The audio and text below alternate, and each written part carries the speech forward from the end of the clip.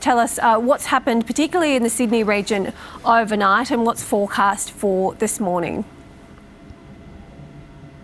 Yeah, it's been a busy 24 hours for the New South Wales SES. Just in the Sydney region alone, we've responded to 165 incidents, 552 across the state, and some 800 volunteers have been active in the last 24 hours helping their communities.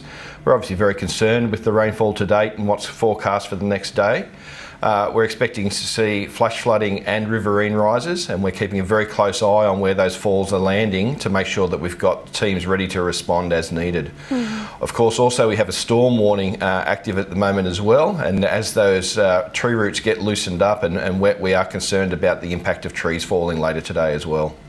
And Dallas, in Lismore, we understand there's been a number of flood rescues. What's the situation like there on the far north coast?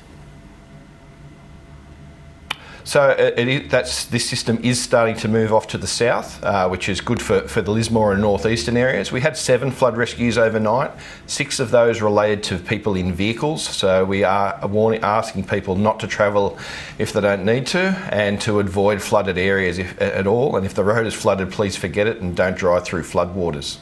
What sort of other calls are you getting from people? You've said you've had dozens of calls overnight. What sort of situation are people in at the moment? What kind of help do they need?